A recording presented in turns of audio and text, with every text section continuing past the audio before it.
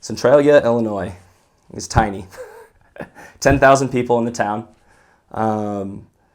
Very different from Poplar Bluff, though. Poplar Bluff was kind of backwoods. It was in the Ozarks. Well, Centralia is in the flatlands of Illinois. So the biggest thing in Centralia that it's known for is the bell tower. If you've ever been to Brigham Young University, they have a big bell tower up on the hill. Well, Centralia, Illinois has one to compete with it. So every day we'd hear bells as we went around doing our missionary work. So that was pretty cool. The ward, it was a ward.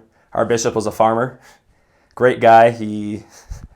Sometimes we'd have our meetings with him in the pickup. He'd pick us up and he'd drive around doing stuff while we had our meeting with the bishop talking about the investigators, because it was planting season and he had to get stuff done. He showed up to meetings in flannel and a jacket. Didn't have time to change into a suit. But I love that bishop. He'd tell people straight as it is, like, hey, we want you back at church. We love you. As far as the town goes, pretty small, pretty run down. The town has been shrinking. So not a lot of future for business in the town, but quite a few people that are in need of help, especially since it's shrinking. There aren't a ton of jobs. Just a lot of people are looking for something else in their lives.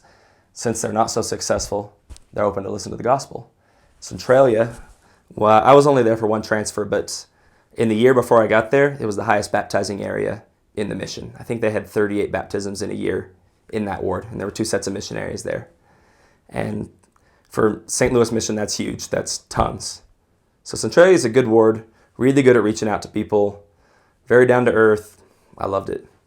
There's not much there. There's an Aldi, there's a Walmart, and there's a Mexican food place, and I think 2 McDonald's. That's about it.